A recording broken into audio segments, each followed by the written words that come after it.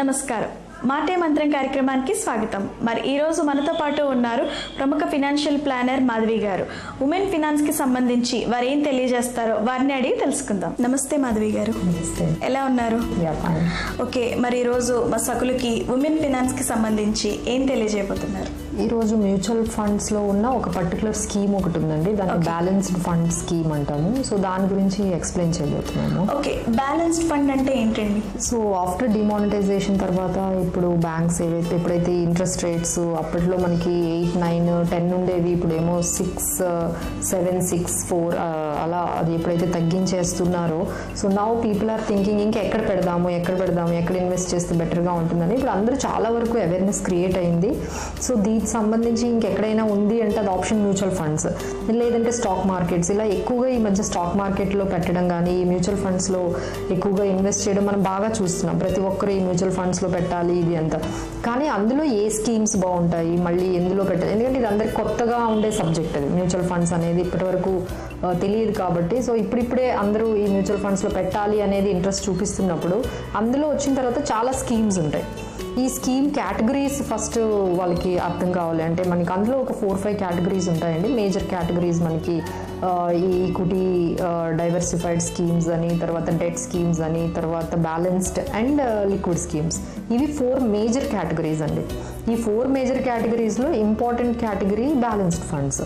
So ఈ balanced funds అంటే ఏంటంటే అందులో ఈక్విటీ పోర్షన్ ఉంటుంది as well as debt portion ఉంటుంది. అంటే మనం పెట్టిన అమౌంట్ ఏదైతే ఉంటుందో, అంటే మనం చేసిన ఈ ఇన్వెస్ట్మెంట్ ఏదైతే ఉంటుందో, ఫండ్ మేనేజర్ ఏం చేస్తాడంటే పూర్తిగా స్టాక్ మార్కెట్లో పెట్టకుండా, పూర్తిగా ఈ బ్యాంక్ డిబెంచర్స్ బాండ్స్లో పెట్టకుండా కొంత అమౌంట్ అంటే 50% ఈ ఈక్విటీ స్టాక్ మార్కెట్స్లో పెట్టి ఒక 50% ఈ డెట్లో పెడతారు. దీనివల్ల ఏమవుతుందంటే ఎప్పుడైతే ఈ స్టాక్ మార్కెట్స్ అంటే కొత్తగా ఎంటర్ అయిన వాళ్ళు కానీ, అబ్బాయి ఈ స్టాక్ మార్కెట్స్ ఎప్పుడు క్రాష్ అయిపోతాయో తెలీదు, ఒకేసారి మన డబ్బులన్నీ పోతాయేమో అనే భయం ఉన్నవాళ్ళు అలా అని మొత్తం పూర్తిగా డెట్లో పెట్టేస్తే మనకి ఇంట్రెస్ట్ రేట్స్ తక్కువ, అంటే బ్యాలెన్స్డ్గా అనమాట. అంటే పూర్తిగా రిస్క్ ఎక్కువ తీసుకోరు, అలా అని పూర్తిగా తీసుకోకుండా ఉండి ఇలా బ్యాలెన్స్డ్గా ఉండే వాళ్ళకి ఇది చాలా యూజ్ అవుతుందండి. సో దీనివల్ల మనకి ఏంటంటే స్టాక్ మార్కెట్స్ పడిపోయినా మీకు అంత నష్టాలు వచ్చే అవకాశం తక్కువ ఉంటుంది. ఎందుకంటే ఇందులో డెట్ పోర్షన్ కూడా ఉంటుంది.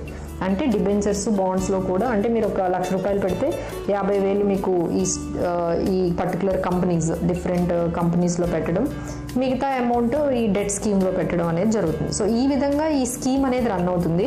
మీకు ఆన్ అన్ యావరేజ్ రిస్క్ అనేది తక్కువ ఉంటుంది, రిటర్న్ కూడా 10 to 15% తక్కువ లేకుండా మీకు ఇందులో వచ్చే అవకాశం ఉంటుంది. సో రిస్క్ తక్కువ ఉంటుంది, రిటర్న్ కూడా మనం బ్యాంక్లో చూసుకుంటే అందులో పెట్టుకుంటే ఏదైతే 7%, 8% వస్తుందో ఇందులో మీకు వచ్చేటప్పటికి 11% to 15% వరకు మీకు రేంజ్ అవుతుంది. సో రిటర్న్స్ దాంతో పోల్చుకుంటే మీకు ఎట్టి పరిస్థితుల్లో అయినా ఒక 5%, 6% ఎక్కువగా వస్తాయి.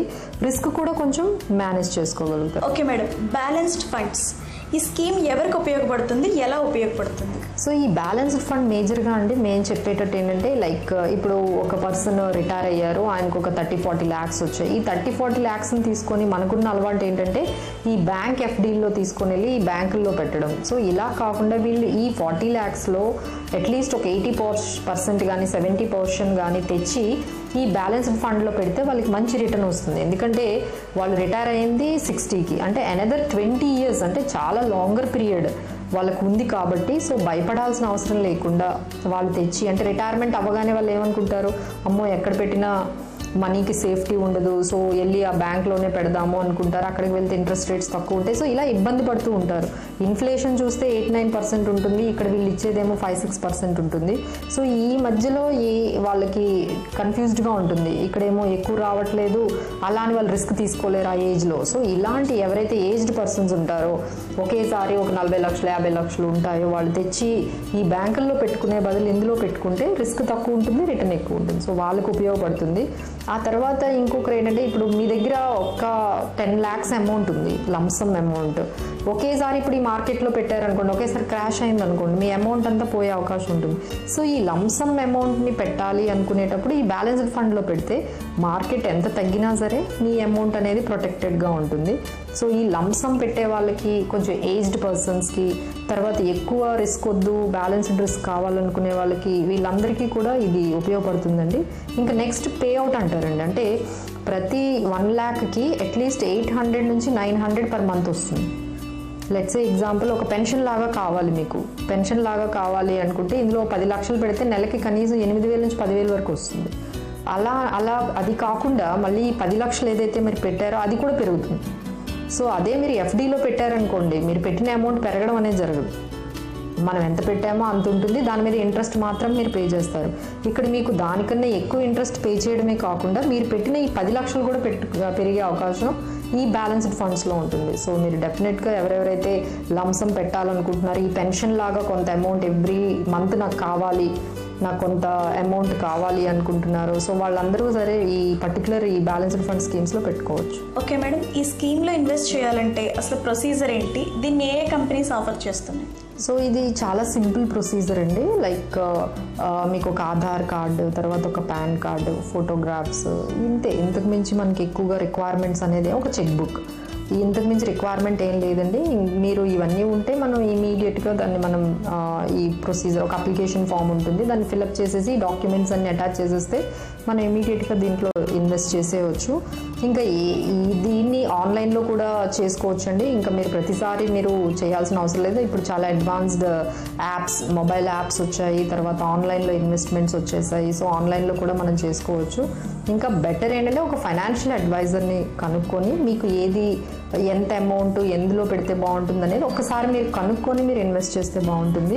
ఇంకా ఇందులో ఉండే బెటర్ ఏ కంపెనీస్ ఉన్నాయంటే హెచ్డిఎఫ్సి ప్రుడెన్స్ ఫండ్ ఉందండి, ఎస్బీఐ వాళ్ళు ఇచ్చింది బ్యాలెన్స్డ్ ఫండ్ ఉంటుంది, ఐసిఐసిఐ వాళ్ళ బ్యాలెన్స్డ్ ఫండ్ ఉంటుంది, ఇంకా మనకి డిఎస్పి, ఇలా చాలా ఒక 6-7 కంపెనీస్ ఈ పర్టికులర్ స్కీమ్ని బాగా రన్ చేస్తున్నాయి. సో వీటిల్లో ఎంతెంత అమౌంట్ పెట్టాలి ఏంటి అనేది మనం మా దగ్గర కానీ లేకపోతే ఇంకెవరైనా ఫైనాన్షియల్ అడ్వైజర్ని ద్వారా కానీ మీరు కనుక్కొని పెడితే బాగుంటుంది. ఓకే మాధవి గారు, ఈ బ్యాలెన్స్డ్ ఫండ్స్లో మినిమం ఎంత ఇన్వెస్ట్ చేయొచ్చు, మాక్సిమం ఎంత ఇన్వెస్ట్ చేయొచ్చు? సో ఈ బ్యాలెన్స్డ్ ఫండ్స్లో మినిమం అనేది ఒక 2,000-1,000 నుంచి కూడా స్టార్ట్ చేసుకోవచ్చు అండి. ఇంకా మ్యాక్సిమం లిమిట్ అంటే ఏమీ లేదు. సో ఈ దీంట్లో మనం 1 crore 2 crores వరకు కూడా పెట్టుకోవచ్చు. సో ఇంకోటి ఏంటంటే దీంట్లో ఎగ్జంప్షన్ అంటే 2 రకాల వెరైటీస్ ఉన్నాయండి. అంటే ఈక్విటీ బేస్డ్ బ్యాలెన్స్డ్ ఫండ్స్ ఉన్నాయి, డెట్ బేస్డ్ బ్యాలెన్స్డ్ ఫండ్స్ ఉన్నాయి. ఈక్విటీ బేస్డ్ బ్యాలెన్స్డ్ ఫండ్స్లో ఏంటంటే కొంచెం ఈక్విటీ ఎక్కువ ఉంటుంది, డెట్ కొంచెం తక్కువ ఉంటుంది. డెట్ బేస్డ్లో ఏంటంటే డెట్ కొంచెం ఎక్కువ ఉండి ఈక్విటీ కొంచెం తక్కువ ఉంటుంది. సో ఏదైతే మీరు ఈక్విటీ ఓరియంటెడ్ బ్యాలెన్స్డ్ ఫండ్స్లో పెట్టారో ఇందులో పెట్టడం వల్ల మీకు ఎటువంటి ట్యాక్సెస్ ఉండవు. అంటే మీరు 1 crore పెట్టారు, ఎవ్రీ మంత్ 1 lakh వస్తుంది. ఆ 1 lakh మీద అంటే ఎట్లా ఉంటుందంటే లైక్ 1 year తర్వాత మీరు ఎటువంటి ట్యాక్సెస్ పే చేయాల్సిన అవసరం లేదంటే 1 year తర్వాత వచ్చే ఏదైతే రిటర్న్స్ అన్నీ ఉంటాయో వాటి మీద ట్యాక్సెస్ పడకుండా ఉంటాయి. సో ట్యాక్సెస్ పరంగా చూసుకున్నా మీరు బ్యాంక్లో పెట్టే ఎఫ్డీ మీద వచ్చే రిటర్న్స్ కన్నా దీని మీద వచ్చే రిటర్న్స్ మీద ట్యాక్సెస్ చాలా తక్కువ ఉంటాయి. So this is one more reason. అంటే మనం ఎక్కువగా ఏమనుకుంటాము ఇంత అమౌంట్ మీద టీడీఎస్ పడుతుంది, టీడీఎస్ అయిన తర్వాత మనకు తక్కువ అమౌంట్ వస్తుంది. ఎవరైతే ఈ విధంగా కన్సర్న్స్ ఉన్నాయో వాళ్ళందరూ దీనికి షిఫ్ట్ అవ్వచ్చు అండి ఈజీగా. ఓకే మాధవి గారు, ఉమెన్ ఫినాన్స్కి సంబంధించి చాలా చక్కటి విషయాలు తెలియజేశారు. ధన్యవాదాలు. Thank you. చూసారుగా సఖులు, ఇది ఈనాటి మాటే మంత్రం కార్యక్రమం. మళ్ళీ నెక్స్ట్ ఎపిసోడ్లో కలుసుకుందాం. అంతవరకు సెలవు, నమస్కారం.